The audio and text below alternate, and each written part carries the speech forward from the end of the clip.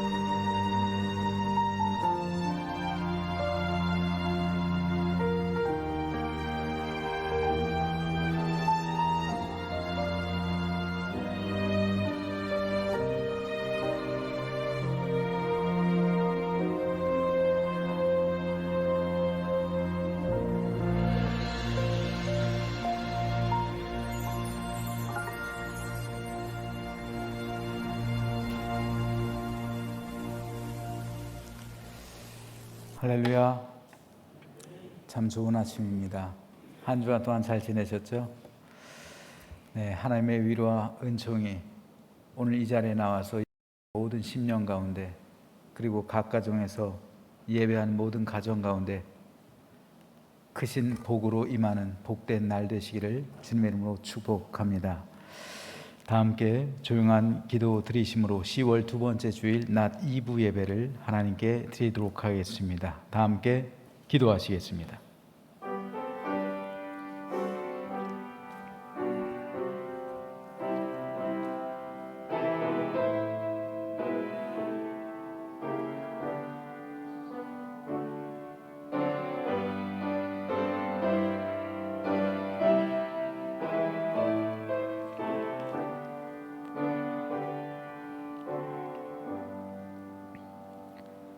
여호와를 의지하는 자는 시온 산이 흔들리지 아니하고 이 있음 같도다. 산들이 예루살렘을 두름과 같이 여호와께서 그의 백성을 지금부터 영원까지 두루시리로다. 아멘. 다 함께 일어나셔서 찬송 29장으로 우리 하나님을 경배하겠습니다. 찬송 29장입니다.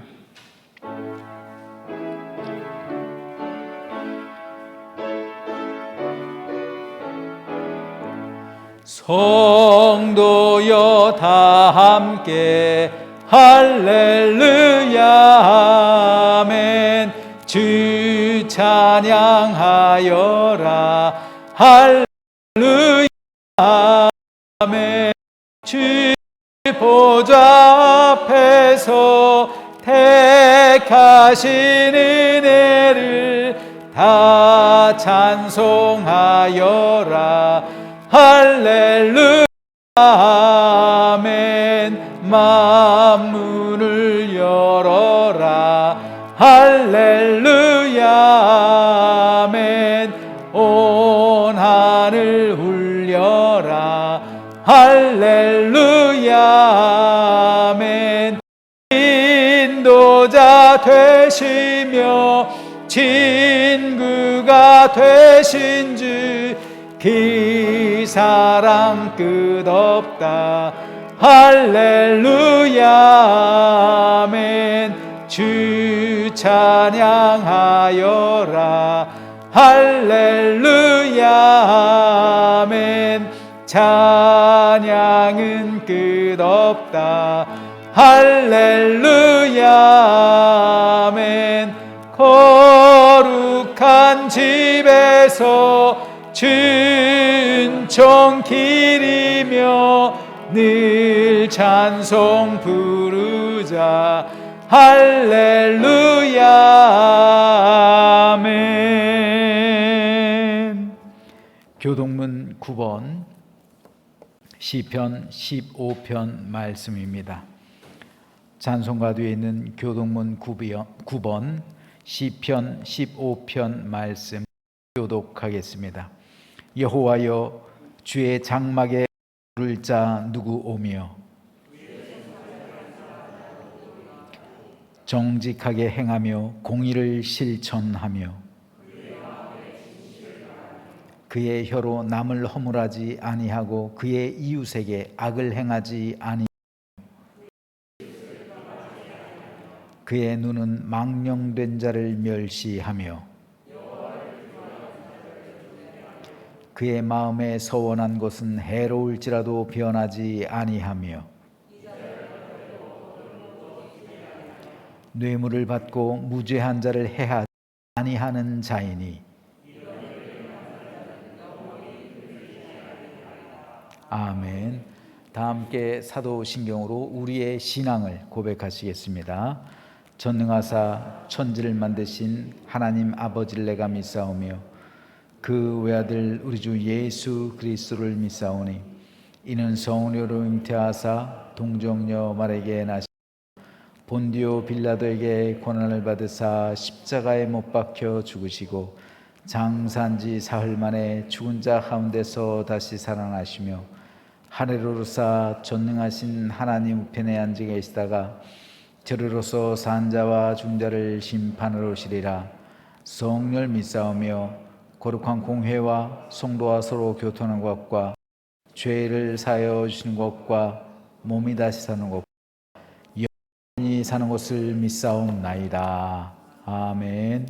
송영 4장입니다. 성부 성자와 성령 영원히 영광 받으옵소서.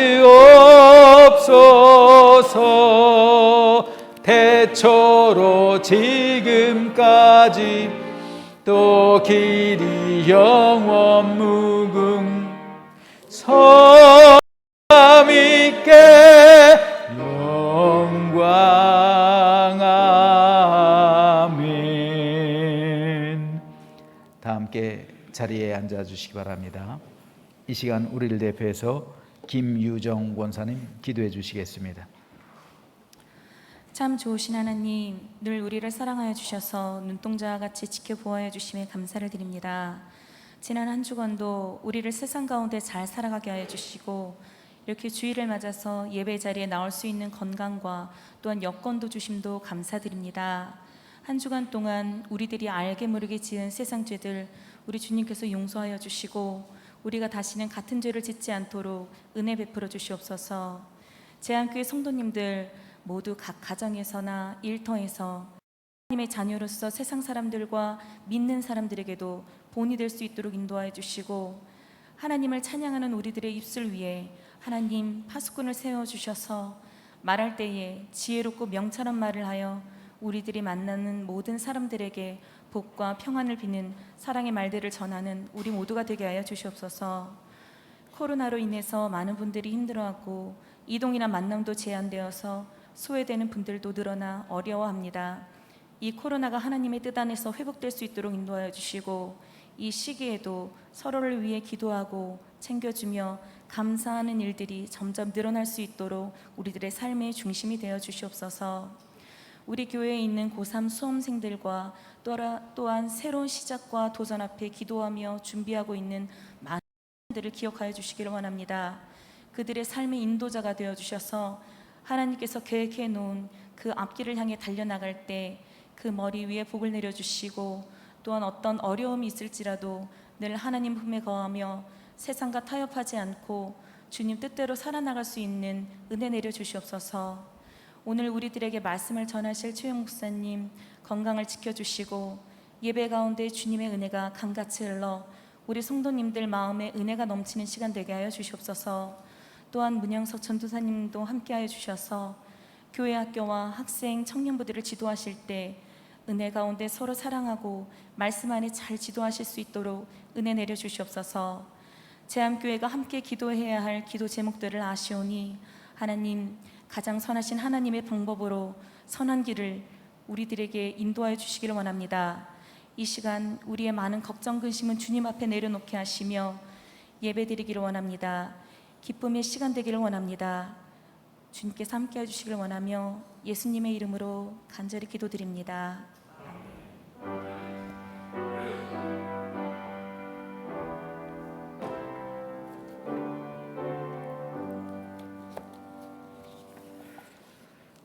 성경 말씀 창세기 11장 27절에서 32절입니다. 창세기 11장 27절에서 32절까지 있는 말씀입니다.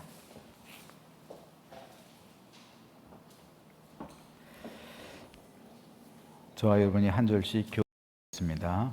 창세기 11장 27절입니다.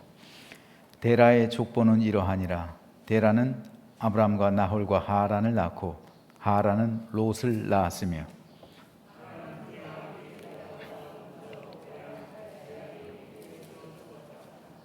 아브람과 나홀이 장가들었으니 아브람의 아내의 이름은 사레며 나홀의 아내의 이름은 밀가니 하란의 딸이요 하란은 밀가의 아버지이며 또 이스가의 아버지더라. 데라가 그 아들 아브람과 하란의 아들인 그의 손자 롯과 그의 며느리 아브람의 아내 사레를 데리고 갈대아인의 우르를 떠나 가고자 하란에 이르러 거기 거류하였으며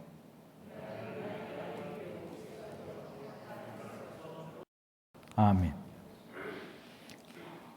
오늘 본문은 데라의 가계에 대해서 말해주고 있습니다. 즉 아브라함이 믿음의 조상이 되기 위해서 그 첫 번째 그에 관한 기사가 바로 데라의 족보입니다. 우린 이 부분을 그냥 읽으며 지나칠 수 있겠지만 성경의 연대기를 연구하는 학자들에게 있어서 오늘 본문은 상당히 난제입니다. 저도 이 본문을 연구하며 꽤 긴 시간을 보냈습니다. 왜냐하면 오늘 본문이 어려운 이유는 연대기가 뒤엉켜 있기 때문입니다. 즉 시간적인 서술에 따른 게 아니라 시간적인 재배열을 정확하게 해야 하는데 큰 어려움이 따릅니다. 먼저 32절에 보면 데라는 205세가 돼서 하란에서 죽었다고 기록합니다. 그런데 창세기 12장 4절에 보면 아브라함이 하란을 떠날 때 75세였다고 기록합니다.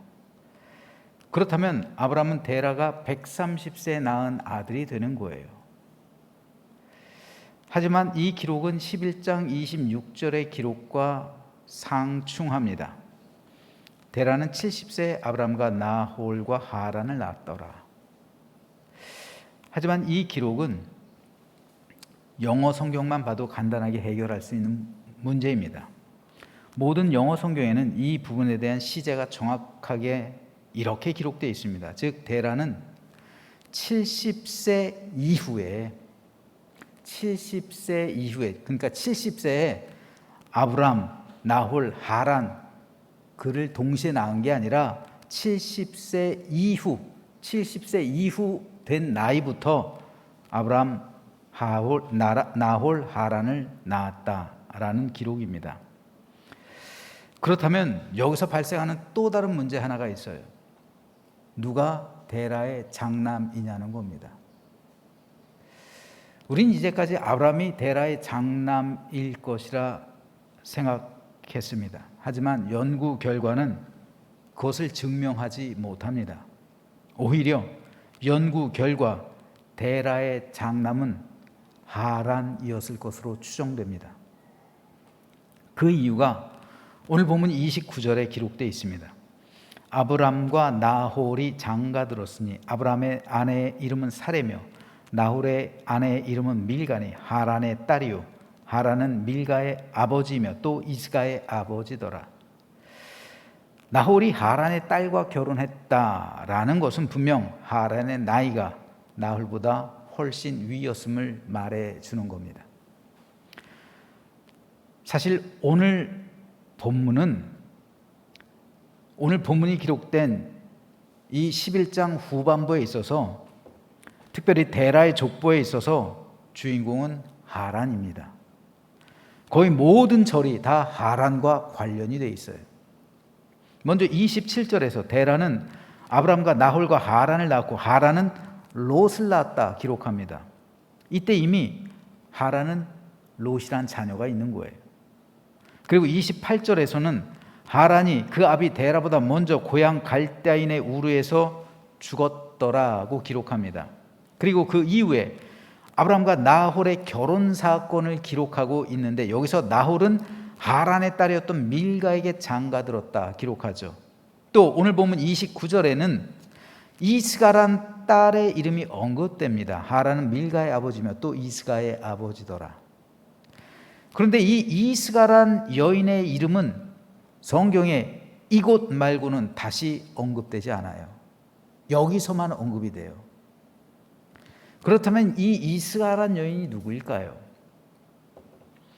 이에 대해서 사도 바울과 동시대를 살았던 유대 역사가 요세푸스는 이스가란 여인이 바로 아브람의 아내였던 사레였다고 말합니다. 그리고 요세푸스는 아브람의 조카였던 롯을 아브람이 자신의 양자로 받아들였다고 기록합니다. 따라서 하란은 분명 아브람과 나홀보다 연장자였음이 틀림없어 보입니다. 제가 이제까지 데라의 가계 문제를 언급하고 있는 이유가 있습니다. 바로 데라가 갈대아 우르를 떠나야만 했던 이유, 아브라함이 떠나야만 했던 이유는 하나님의 명령이죠. 그렇다면 모든 식솔들을 거느렸던 가장 데라가 이 갈대아 우르를 떠나야만 했던 이유가 무엇인지에 대해서 알기 원하기 때문입니다. 오늘 본문 31절 말씀에 보면 데라는 그 가족들을 이끌고 갈대아 우르를 떠나 가나안 땅으로 가려고 했는데, 그렇다면 데라는 왜 가나안 땅으로 들어가려고 한 것일까요? 데라가 갈대아 우르를 떠나야만 했던 이유가 무엇일까요? 그 이유가 바로 데라의 장남이었던 하란의 죽음과 직접적인 관련이 있는 거예요. 유대교 전승을 찾아보고요, 또 설교를 준비하면서 자료를 찾다 보니까 이에 대한 자료가 많지는 않아요. 그런데 이슬람교의 경전인 꾸란에 이에 대한 실마리가 들어있어요. 꾸란에 보면요, 꾸란에 이런 말이 있어요. 하란은 아버지가 섬기던 달의 신, 즉 데라는 달의 신을 섬겼거든요. 우상 숭배자였잖아요. 근데 하란은 꾸란에 나오는 구절이에요. 아버지가 섬기던 달의 신을 섬기지 않았다는 거예요. 오히려 아버지를 반대했다고 해요. 그래서 장남이 반대를 해요. 자기 가업을 물려받을 사람이잖아요. 그러니까 아버지 데라가 너무나도 화가 난 거예요. 그래서 하란을 니므롯에게 고소를 하는 거예요. 고발을 하는 겁니다. 얘가 이 달의 신을 섬기지 않고 사사건건 방해를 합니다. 혼내주려고 했겠죠. 하지만 당시 수메르의 왕이었던 니므롯은 개인의 인물이 아니라 왕의 호칭이에요. 바로처럼. 이 니므롯이 하란을 그 아비 데라가 보는 앞에서 불 속에 던져 타 죽게 했다는 거예요. 꾸란에 나오는 구절이에요. 이 사건으로 데라는 심한 충격을 받습니다. 그래서 이 부분을 유대 역사가 요세푸스가, 사도 바울과 동시대를 살았던 요세푸스가 지금부터 2000년 전 유대 학자예요. 그러니까 2000년 전에 유대 학자니까 당시 역사랑 가깝잖아요. 그러니까 요세푸스의 말이 상당히 물론 과장된 것도 있지만 신빙성이 높은 것도 많아요. 그는 이렇게 기록을 남깁니다. 아브라함에게는 두 형제 나홀과 하란이 있었다. 하란은 아들 롯과 두 딸 사레와 밀가를 남기고, 요세푸스가 이렇게 말하는 거잖아요. 아들 롯, 두 딸 사레, 밀가, 아브라함의 아내 사레, 그리고 밀가를 남기고 우르라고 부르는 갈대아 도시에서 세상을 떠났다. 지금도 그의 기념비가 남아있다. 지금도 하란의 기념비가 남아있다는 거예요. 요세푸스가 살 그 당시 이들은 조카들과 결혼했다. 나홀은 밀가와 결혼했고 아브라함은 사레와 결혼했다. 갈대아를 미워하는 데라는 하란의 죽음을 슬퍼한 나머지 식구들을 거느리고 메소포타미아의 하란으로 옮겼다. 그리고 그곳에서 205세 나이로 세상을 떠났다. 성경에는 데라가 205세로 세상을 떠난 것만 기록되고 있죠. 하지만 요세푸스는 그 배경에 대해서 역사적으로 서술하고 있는 겁니다. 요세푸스의 이 기록은 따라서 신빙성이 상당히 높습니다.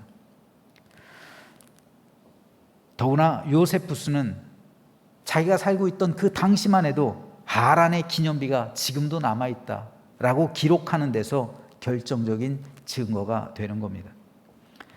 따라서 데라가 갈대아 우르를 떠나게 된 결정적인 이유는 장남 하란의 죽음 때문이었을 것으로 보는 것이 맞습니다. 그래서 오늘 본문에서도 하란과 하란의 죽음에 대해서 강조하고 있는 거예요. 오늘 본문 28절에는 하란은 그 아버지 데라보다 먼저 고향 갈대아인의 우르에서 죽었더라는 기록이 있는데, 데라보다 먼저라는 이 말을 언어학자들은 데라의 면전에서라는 의미로도 해석할 수 있다고 합니다. 즉 하란은 그 아비 데라의 면전에서 고향 갈대아인의 우르에서 죽었더라. 이렇게 하면은 역사적인 그 배경들, 그것과 정확히 일치가 되죠. 그리고 오늘 본문의 흐름이 자연스럽게 이어지는 겁니다. 바로 그 과정에서 아브라함이 등장하는 거예요. 아브라함은 여기서부터 등장하는 거예요. 믿음의 조상 아브라함은 바로 이 과정 속에서 하나님으로부터 소명을 받는 거예요. 내가 내게 지시할 땅으로 가라. 아브라함이 바로 이 과정 속에서 이 하란의 죽음을 겪으면서 그 가족 내에 있었던 심각한 갈등과 그리고 그로 인한 심각한 고통 속에서 하나님으로부터 이 소명을 받고 있는 거예요. 너 여기 있지 말고 내가 내게 지시할 땅으로 가라. 가나안 땅으로 가라는 거죠. 그때는 어딘지 몰랐지만 무작정 떠나간 거예요. 그리고 무작정 떠나갈 수밖에 없었던 이유, 아브라함이 떠나가고 싶어서 떠나가요? 아버지가 떠나가지 않는데? 아버지를 설득하는 거잖아요. 그리고 데라도 선뜻 그 아브라함의 요청에 응답해서 무작정 떠나갈 수밖에 없었던 이유가 바로 하란의 죽음이에요. 하란이 죽지 않았다면 데라가 떠나갈 이유가 없죠. 좀 이따 말씀드리겠지만 데라의 집은 보통 부잣집이 아니에요. 아브라함은 촌구석에서 부름받은 사람이 아니에요. 오늘날로 말하면 뉴욕이 뉴욕 한복판 맨하탄에 있던 부티크점을 운영하던 그 가게, 그 샵의 주인 아들이에요. 엄청난 부자입니다. 근데 어떻게 떠나갔을까? 바로 하란의 죽음 때문입니다. 아브라함은 아버지를 설득한 것이고 하나님의 소명을 받아서 아버지 데라도 무작정 떠나간 거예요. 더 이상 그 땅에 남아있기 싫어요. 그래서 하나님이 인도하시는 땅, 이제 가나안 땅으로 출발을 한 것인데, 그러나 결국 아브라함만 가나안 땅으로 가고요. 조카 롯을 데리고. 그리고 나머지 가족들은 다 하란 땅에 머무릅니다. 하란은 데라 아들의 이름이기도 하지만 지명이기도 해요. 메소포타미아에 있던 지명이기도 합니다. 그리고 그 하란에서 데라는 205세의 나이로 죽습니다. 여기까지가 오늘 본문의 배경이에요. 자, 그렇다면 오늘 우리가 물어야 할 것은 왜 데라는 아브라함과 함께 가나안 땅으로, 하나님이 인도하시는 가나안 땅으로 가다가 방향을 틀어서 하란으로 가서 거기서 정착을 했을까요? 어쩌면 이쪽으로 이렇게 오다가 방향을 틀어서 위쪽으로 갔을 수도 있고, 아니면 하란 쪽으로 가다가 거기서 주저앉은 걸 수도 있어요. 거기서 주저앉고 가나안 땅으로 내려오지 않은 걸 수도 있습니다. 두 가지 가능성 다 맞아요. 오다가 틀어갔든 가다가 그곳에 주저앉았든 둘 중에 하나죠. 분명 데라는 아브라함의 말을 듣고 그와 함께 가나안 땅을 향해 출발을 했습니다. 하지만 그 과정 가운데 데라의 마음이 조금씩 흔들리는 거예요. 왜 흔들렸을까요? 데라는 왜 하란에 정착했을까요? 생계 때문에 그래요. 생계 때문에. 뭘 해먹고 살까? 어쩌면 데라는, 아브라함은 모르겠지만 데라는 미리 그것을 염두에 두고 출발했을 수도 있어요. 한 가족을 책임지고 있는 가장 데라의 최우선적인 생각은 생계입니다. 어떻게 살아야 할까? 내가 이곳을 떠난다면 뭘 해먹고 살까? 이거죠. 갈대아 우르에 있을 때 데라는 달의 신전 앞에서 우상을 만들어서 파는 상인이었어요. 누구도 따라올 수 없었던 그 장인으로서의 기술, 그리고 상인으로서의 영업 능력이 데라에게 있었어요. 이 기술과 영업 능력이 있으면 어디로 가든 성공할 수 있을 것이라는 신념이 있었죠. 확신이 있었죠. 하지만 문제는 가나안 땅이에요. 아브라함이 가려고 했던 그 가나안 땅, 하나님이 아브라함을 인도하시는 그 가나안 땅은 큰 도시가 아니에요. 그때만 해도 변방이에요. 그리고 당시 데라가 섬기던 달의 신을 섬기던 부족들도 아니에요. 혈통, 민족 다 달라요. 가나안에서는 다른 신을 섬기고 있었기 때문에 데라가 만든 우상을 사줄 사람이 없어요. 즉 데라가 먹고 살 수 없단 말입니다. 가나안 땅에서는. 그래서 데라는 가나안을 향해 출발하기는 했지만 하란에 정착을 하게 된 거예요. 그렇다면 왜 하란일까? 어쩌면 데라는 하란을 염두에 두고 출발했을 수도 있어요. 그 이유가 있습니다. 사진 한 장 보시죠. 지금 보고 계신 사진은 지구라트예요. 많이 보셨죠? 이집트에 피라미드가 있다면 수메르 제국에는 지구라트가 있어요. 지구라트는 수메르인들이 그들의 신이었던 달의 신을 섬기던 제단이에요. 저거 제단이에요. 제일 꼭대기에 제단 있는 거예요. 이 지구라트는 아브라함의 고향 우르에 있었어요. 바로 이 지구라트 앞에 데라의 가게가 있는 거예요. 여기서 데라는 우상을 만들어서 파는 거예요. 우리나라로 말하면 제일 부자 동네 강남, 예를 들어 청담동, 거기에 명품 가게가 있는 거예요. 부티크 샵이 있는 거예요. 거기서 데라는 우상을 만들어서 사람들에게 팔고 장사를 하는 거죠. 아주 수메르 제국의 수도잖아요. 바로 저곳 앞에서 우상을 만들어서 파니 얼마나 장사가 잘 되겠어요. 아브라함의 집은요 굉장히 부자예요. 아브라함은 촌사람이 아니에요. 당시 세계, 오늘날로 세계로 말하면 뉴욕 한복판 맨하탄에 살고 있었던 사람이에요. 그 사람이 저 시골 이름도 없는 곳으로 온 거예요. 아브라함이 그러니까 얼마나 대단한 결단을 한지, 믿음의 조상이 될 수 있는지 여기서부터 알 수 있는 거예요. 아브라함의 직업이 바뀌었어요. 원래 아브라함은 상인의 피가 흐르던 사람이에요. 근데 목자가 됐잖아요. 양치기가 됐잖아요. 직업이 바뀌어버린 거예요. 상인, 돈을 만지던 사람이에요. 아브라함이 거부였죠. 아브라함이 거부였던 이유는 아브라함이 가나안 땅에 들어가서 거부가 된 게 아니라 원래부터 아브라함은 부자예요. 원래부터 부자예요, 아브라함은. 그런데 수메르 제국에는 지구라트가 두 군데가 있어요.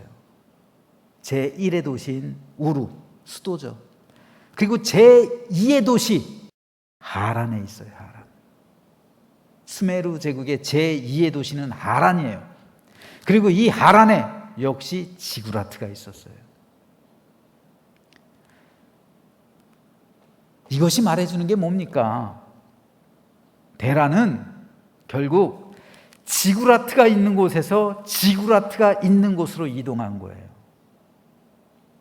지구라트가 있었던 우르란 도시에서 먹고 살기 위해 이 생계, 이걸 포기하지 않고 지구라트가 있는 제2의 도시, 수메르 제국의 제2의 도시였던 하란, 그곳에 있는 지구라트, 그곳 앞에 터를 잡고 있는 거예요. 그리고 그곳에서 살아간 겁니다. 즉 데라는 안정된 수입이 보장되는 우상을 만들어 절대 포기할 생각이 없었던 거예요. 다시 말해서 갈대아 우르에서 하란이라는 장소만 바뀐 거예요. 그 삶의 본질은 전혀 바뀐 게 없어요. 바로 이것이 우리가 오늘 목격하고 있는 삶의 장소만 바뀐 사람의 유형입니다. 하나님께서 아브라함에게 갈대아 우르를 떠나서 내가 내게 지시할 땅으로 가라고 명령했을 때 그 명령은 아브라함만 받았을까요? 물론 아브라함을 통해 받았죠. 하지만 아브라함을 통해 온 가족이 함께 받은 거예요.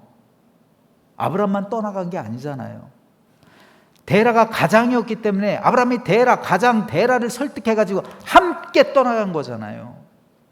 함께 떠나갔는데 가는 도중에 내가 내게 지시할 땅, 가는 도중에 아브라함은 그 땅이 어디든 가려는 결단을 하게 되는데 데라와 그의 나머지 가족들은 하란 땅에 정착을 하는 거예요.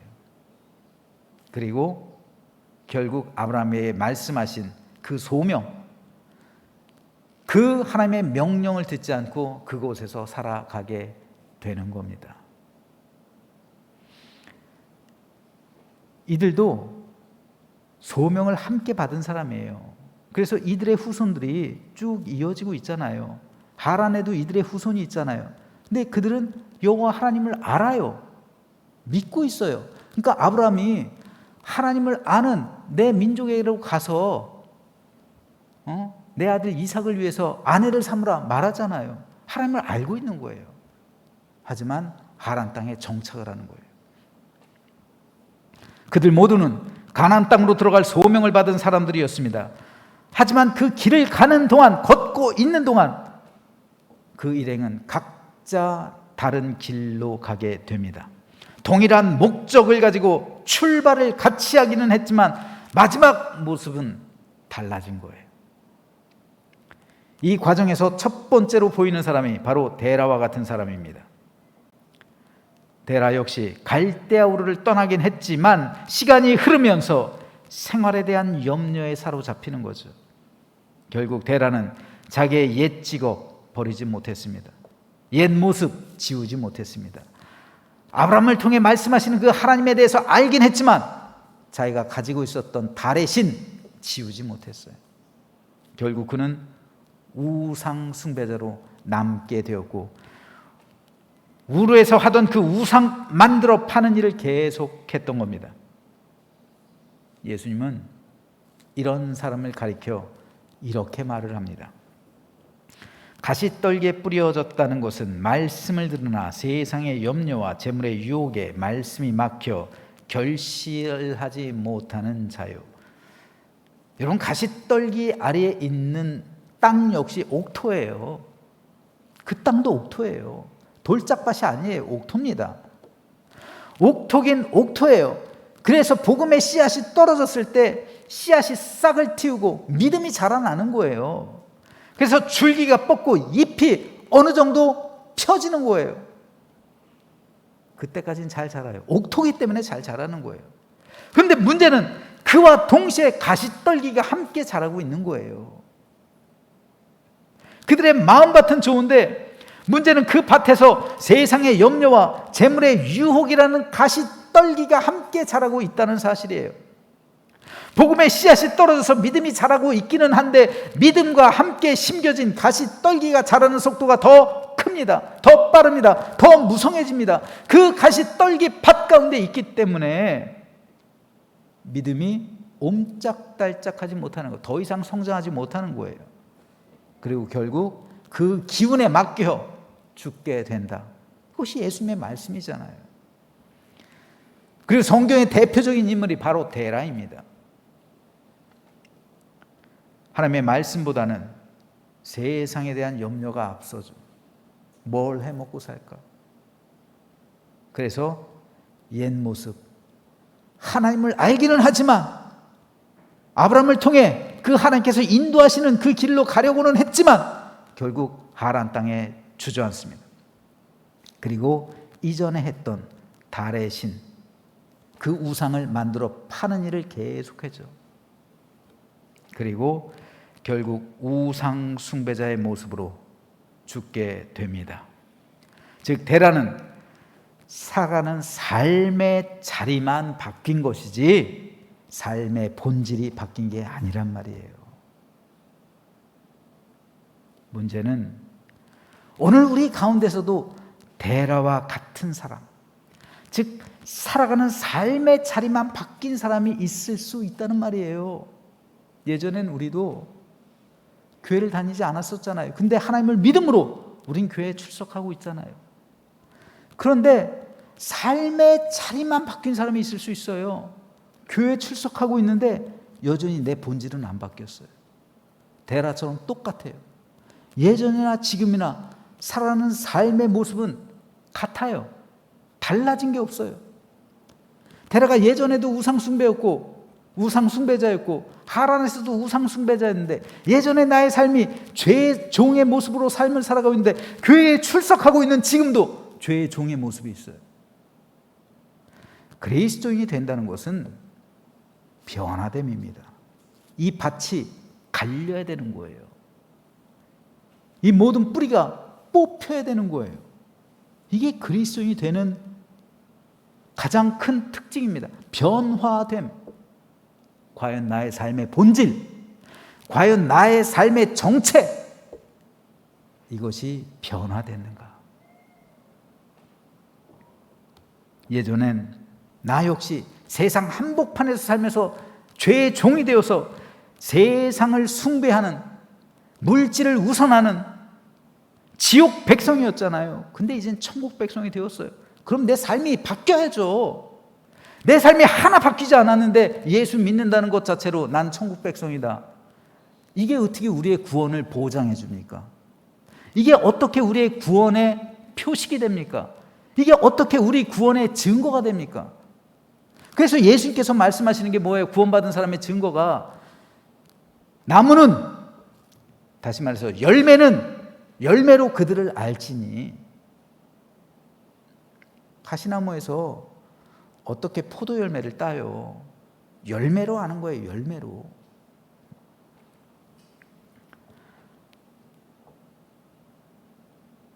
시간이 흐를수록 어쩌면 우리 삶 가운데서도 세상의 염려, 재물의 유혹이 믿음을 방해할 수도 있어요. 그래서 그 가시에서 나오는 기운이 우리 믿음을 질식시킬 수 있다는 겁니다. 왜 예수님께서 한 사람이 두 주인을 섬기지 못한다? 내 마음밭이 진짜 옥토라면 내 마음밭에 두 주인, 다시 말해서 믿음과 가시떨기가 함께 자라게 해서는 안 된다는 말이에요. 마귀가 와서 씨를 뿌릴 수는 있죠. 씨를 뿌릴 수는 있어요. 하지만 그것이 자라게는 하지 말아야 될 거 아니에요.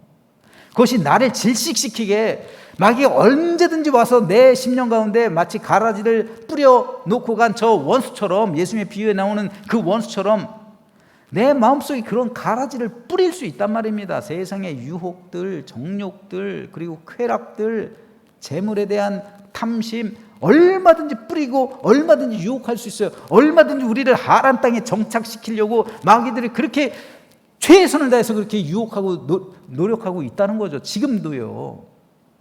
하지만 그렇다고 해서 가시덤불이 내 안에서 가득하게 자라게 방치하는 것은 우리의 책임이죠.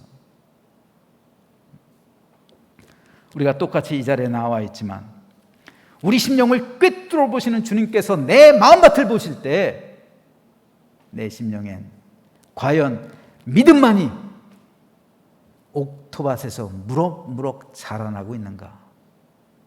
무럭무럭 자라나고 있는가? 이걸 보시겠죠. 혹 우리 심령 가운데 가시덤불이 함께 자라고 있지는 않습니까? 내 삶의 자리만 바뀐 것은 아닙니까? 그래서 여전히 구원받았다 말하면서도 내 삶이 바뀌지는 않고 내 삶의 본질이 그대로인 것은 아닙니까? 하란은 약속의 땅이 아닙니다. 하란은 죽음의 땅이요, 우상의 땅이요, 심판의 땅입니다. 거기엔 하나님의 유업도 약속도 구원과 생명도 없습니다. 거기엔 하나님의 은혜도 천국의 삶도 하나님의 나라도 임할 수 없습니다. 그럼에도 불구하고 교회 다니고 있는 많은 사람들이 세상의 염려, 재물의 유혹에 못 이겨서 영적인 하란 땅에 정착하고 있다는 말이에요. 이것이 안타까운 겁니다. 성도 여러분, 혹 오늘 우리 가운데 영적인 하란 땅에 주저앉고 있는 데라와 같은 사람이 있다면 바로 그곳에서 아브라함처럼 일어서시길 주님의 이름으로 축복합니다. 그래야 사는 거예요. 이게 소명이에요. 아브라함이라고 그런 유혹이 없었을까요? 하란 땅에 있었으면요, 아브라함은 잘 먹고 잘 살 수 있어요. 여러분, 양치면서 이렇게 돌아다니는 거, 유목민이 돼서 그런 삶을 누가 원해요? 청담동 부티크에서 가만히 있어도 그냥 어마어마한 수익이 생겨가지고 여생을 그 부귀, 존귀, 영화 속에서 그런 삶을 살아가고 싶어하지, 누가 저 시골 산골짜기로 가가지고 양을 치면서 누가 그렇게 삶을 살아가고 싶어해요? 이게 근데 아브라함의 위대한 점이에요. 하나님께서는 아브라함을 그래서 거기서부터 부르신 거예요. 아무리 네가 잘 먹고 잘 산다 할지라도 거기는 너를 죽이는 땅이야. 네가 살 땅은 바로 나와 교제할 수 있는 이 땅, 아무것도 없는 빈들, 바로 여기서 너 나를 만나야 돼. 그래야 네가 살아. 그래야 네가 믿음의 조상이 돼. 오늘 우리 역시 이 음성을 듣게 되기를 소망합니다. 그래야 여러분이 사는 것이고, 그래야 여러분 가정이 가나안 땅이 되는 거예요. 그리고 그 과정 가운데 우리의 대적 사탄은 언제든 우리를 영적 하란 땅에 주저앉히기 위해서 가라지를 뿌릴 겁니다.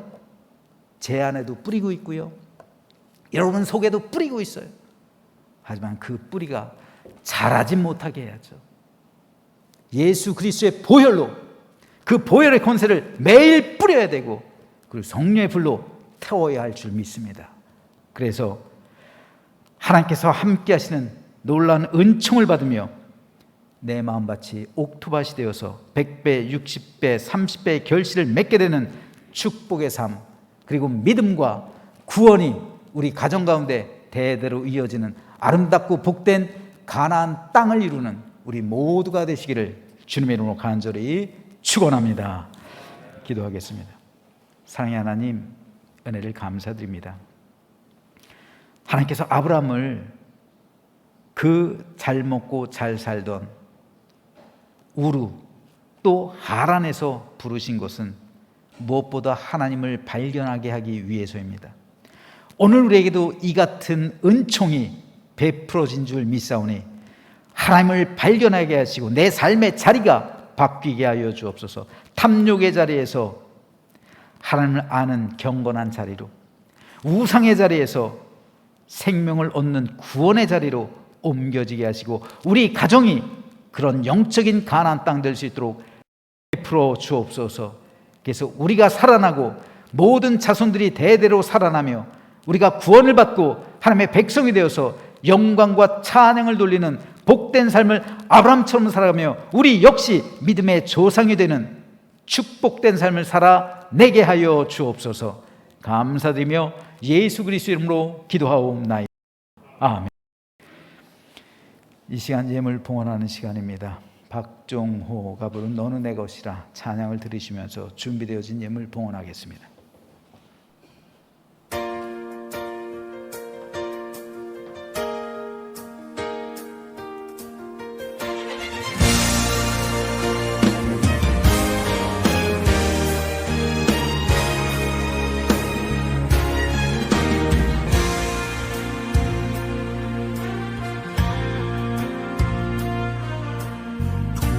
두려워 말라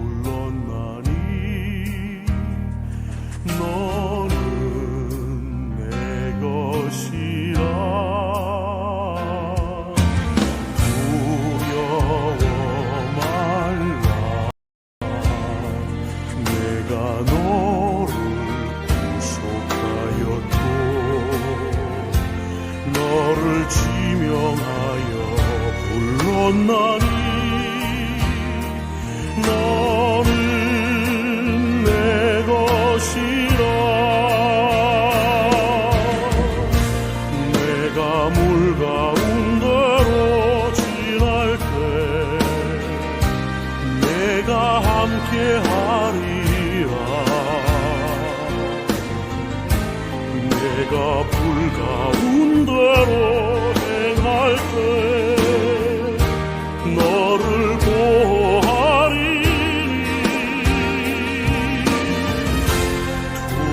두려워 말라. 내가 너를 구속하였고 너를 지명하여 너는 내 것이라.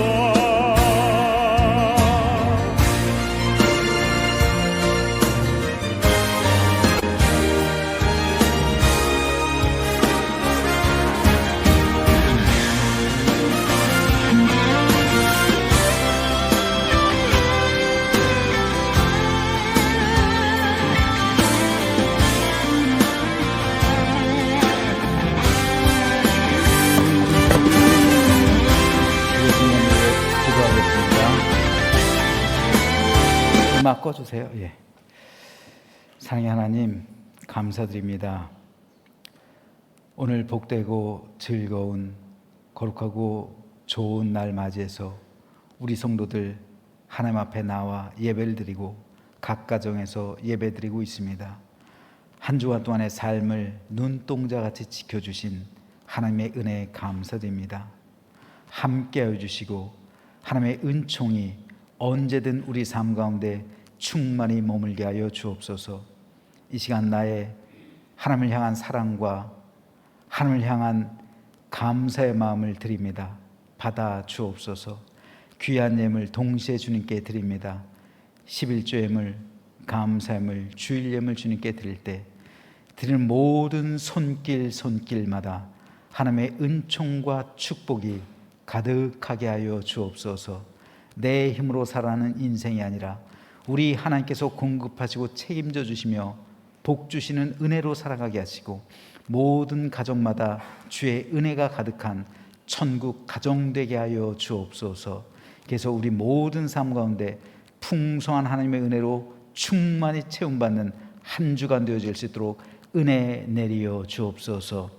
또한 이 예물 사용되는 곳 천국 복음이 전파되게 하시고 그곳에서도 30배, 60배, 100배의 결실을 맺을 수 있는 아름답고 복된 예물 되게 하여 주옵소서. 감사드리며 예수 그리스도 이름으로 축복하며 기도하옵나이다. 아멘.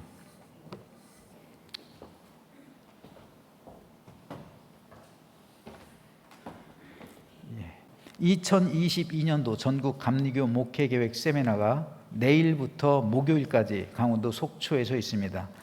저는 내일 새벽 기도를 드리고 오전 중에 출발해서 14일 목요일에 돌아오도록 하겠습니다. 그리고 2021년 대신방이 아래와 같이 10월 18일 월요일부터 있습니다. 이제 전사님이 내일부터 이제 여러분에게 그 전화를 할 겁니다.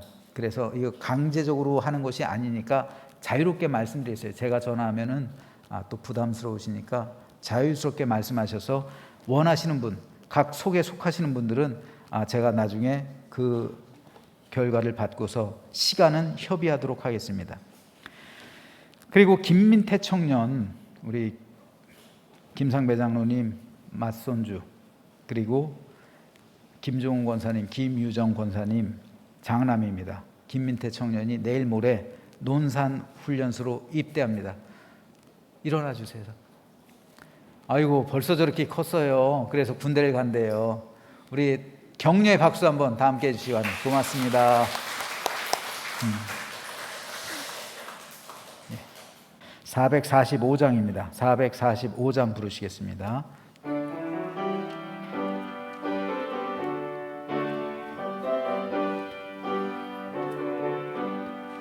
대산을 넘어 험곡에 가도 빛 가운데로 걸어가면 주께서 항상 지키시기로 약속한 말씀 변치 않네.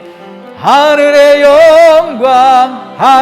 영광 나의 맘속에 차고도 넘쳐 할렐루야를 힘차게 불러 영원히 주를 찬양하리.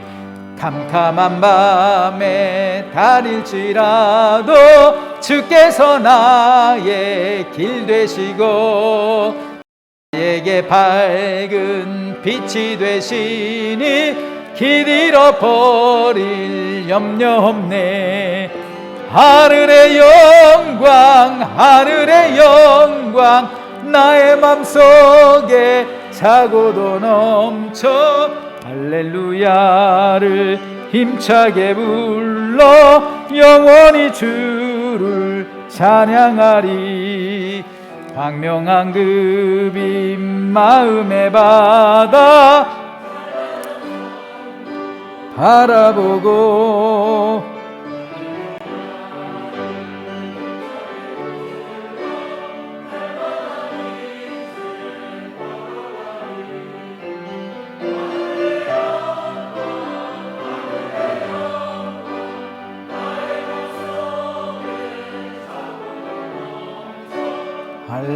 할렐루야를 힘차게 불러 영원히 주를 찬양하리.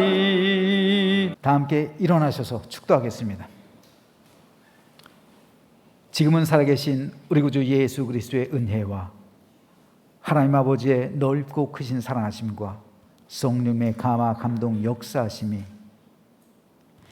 아브라함과 같이 하나님을 온전히 신뢰하고 그 소명을 발견하여 삶의 모든 자리가 변하며 주 예수 그리스도 안에서 천국의 삶을 살아가기 원하는 모든 성도의 삶과 건강과 가정과 생애와 일터 위에, 특별히 우리 제암교회가 직면하고 있는 그 모든 문제 가운데 가장 선하고 축복된 길로 이끌어 주시는 하나님의 선하신 손길로 우리와 우리 후손들이 잘 되길 원하며, 민족교회로서 사명 감당하기 원하는 우리 제암교회 위에와 또한 팬데믹으로 인해서 어지럽고 혼란스러우며 정치적인 여러 가지 문제로 인해서 고통받고 있는, 그래서 하나님의 나라가 이 땅 가운데 임해서 정의와 자유가 하수같이 흐르기 원하는 이 나라 이 민족 위에, 특별히 내일 모레 군대에 입대해서 하나님의 백성으로서 하나님의 군사가 되고 또한 우리나라의 군사가 되어서 하나님께 영광 돌리기 원하는 김민태 형제 위에 지금부터 영원토록 함께해 주셨기를 간절히 축원하옵나이다. 아멘.